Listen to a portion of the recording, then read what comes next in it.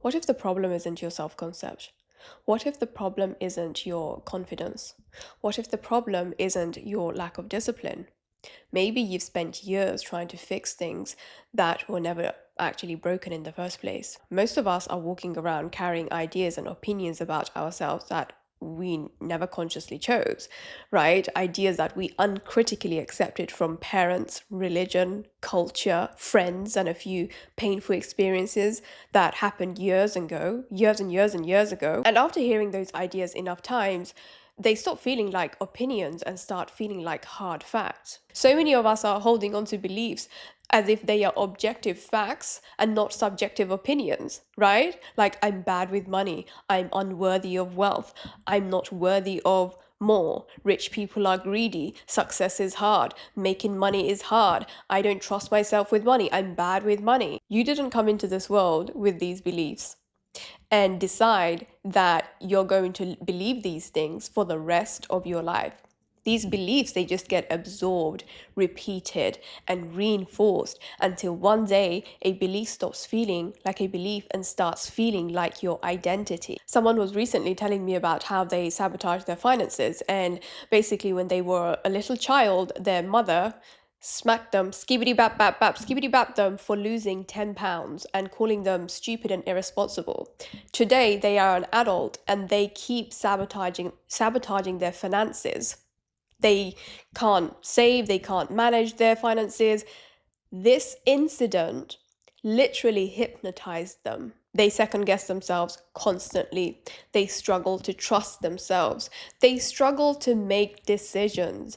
And, from the outside, it looks like it's about shmoney. It's a shmoney problem. But what they are really carrying is an identity that got created years ago, a story, a conclusion, an opinion, a label. And that's what I've been noticing. Like, the more and more I do this work, the more I realize that people are actually hypnotized. We are actually hypnotized by opinions and ideas that we heard, we felt, we absorbed through repetition. How many of us are living our lives through ideas that were handed to us before we were old enough to question them? And now, maybe this shows up in money, maybe it shows up in confidence, maybe it shows up in business, maybe it shows up in relationships, maybe you've spent years trying to develop qualities that are already there, and maybe something has simply been sitting on top of them, blocking access to them. And of course, all of this brings me back to the wounded beliefs we have around money. Because when you really, really look at them, what are they? They are ideas that became identity. The shame wound, I'm not worthy of wealth. The wounded belief that making money is hard, success requires struggle.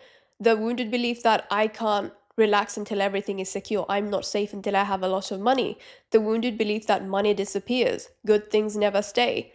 The trust wound, I'm bad with money, I can't trust myself with money. The wounded belief that being rich is bad or wrong. Power is dangerous, rich people are bad.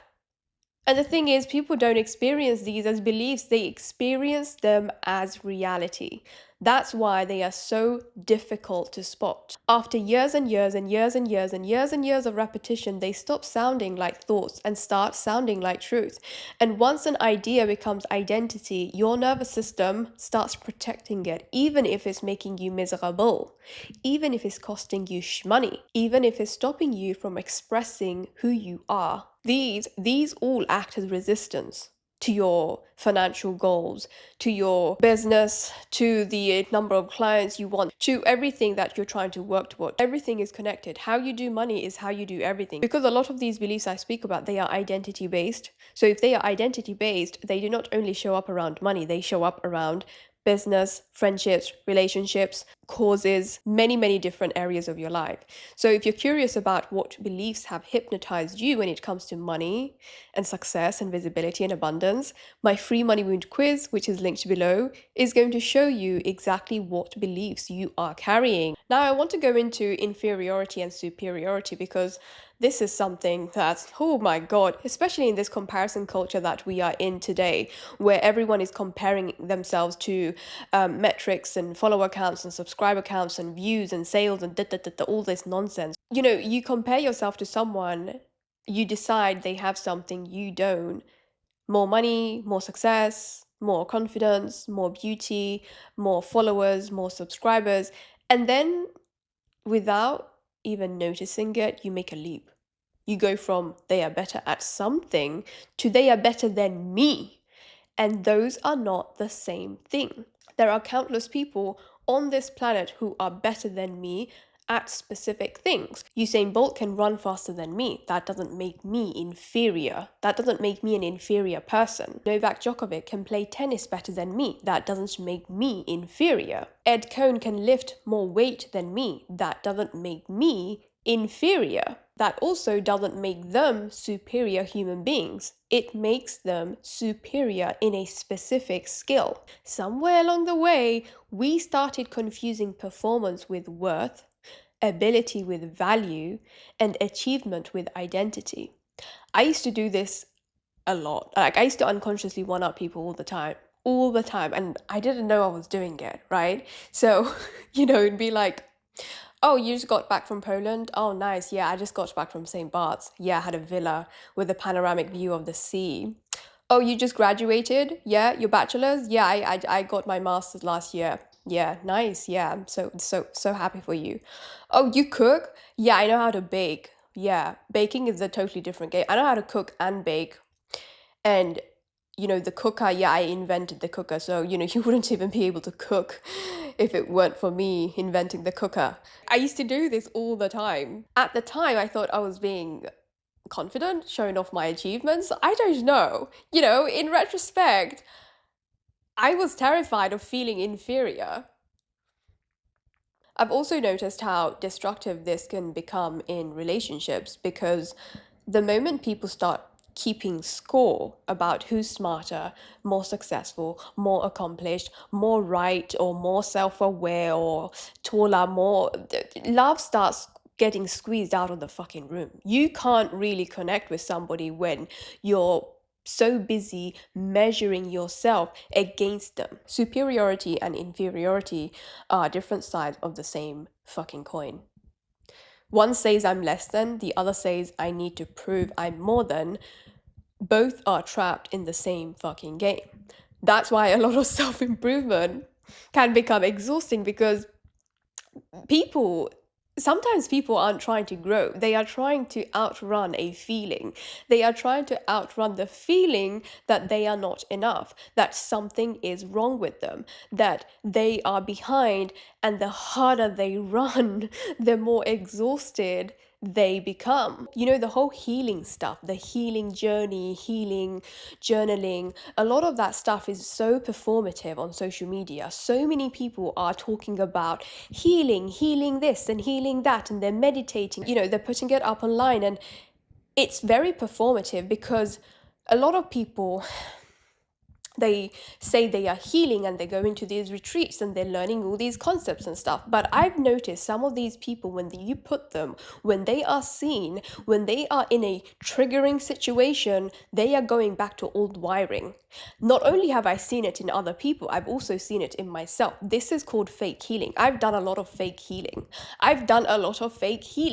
Where I could give a masterclass on meditation, journaling, all this stuff that people do when they go on this healing journey, right? I could give a masterclass on all of that, all of those concepts, but then put me in a triggering situation, I'm acting like my parents. I'm going back to old wiring. I'm disrespecting people. I'm hurting people's feelings, and I'm not taking accountability. This is fake healing. If you are someone who's on the journey of healing, please go into the field. Enough healing, go to the field. That's when you know you've arrived.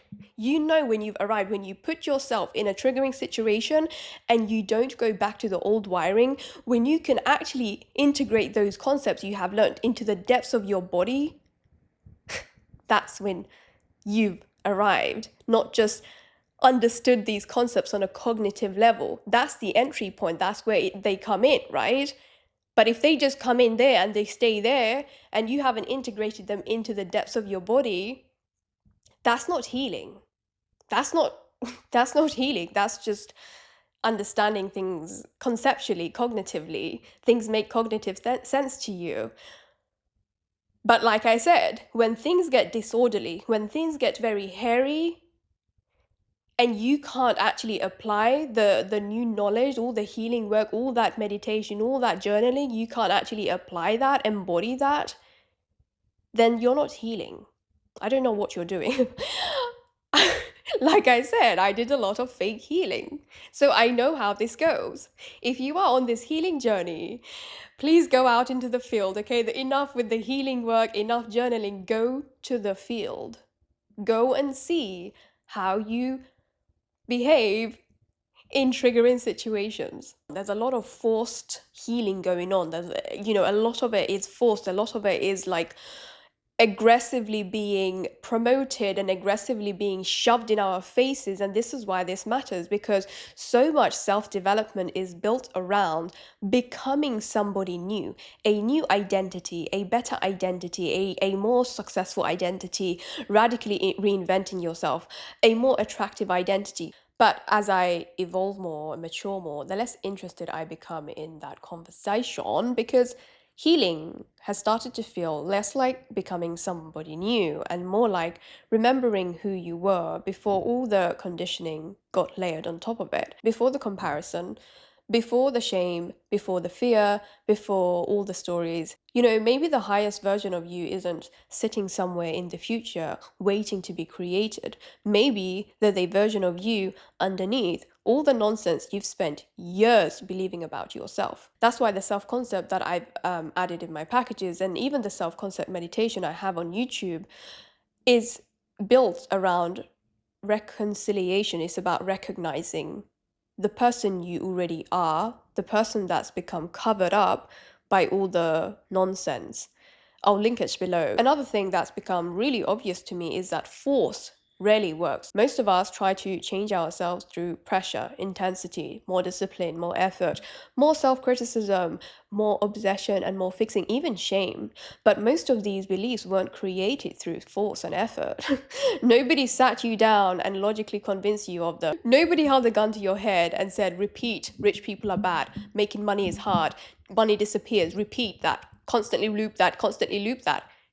It didn't happen like that, These beliefs, they were absorbed, picked up, repeated, and felt. And because of that, awareness tends to change things far more effectively than self-attack ever does.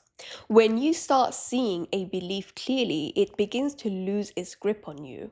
When you stop arguing with yourself and start observing yourself, things start shifting. So maybe you've never actually been seeing yourself clearly. Maybe you've been seeing yourself through years of assumptions, years of stories, and years of labels.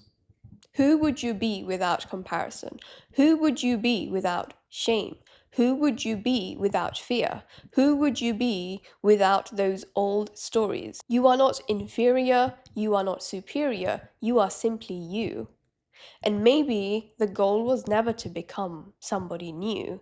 Maybe the goal was to stop carrying things that never belonged to you in the first place. Another thing I've noticed when it comes to self-concept and self-worth is a lot of people have had this conversation with me where they feel like their self-worth is built block by block with all the things they achieve, right? So, degrees, medals, expensive clothes, recognition, all these accolades, right? But you see what's happening here. And I can't say I didn't do this too at some point in my life. I definitely did. I think most of us do this.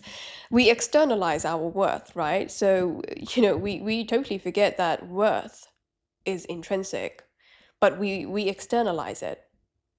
We always externalize it. We're always tying our worth to shmoney and subscriber counts and sales or whatever. Everything is externalized. Your worth is always externalized. So my question to you is, if I were to strip you of all your accolades, your influence, your looks, your pretty clothes, your followers, all that nonsense, if I stripped you of all of that, what's left of you?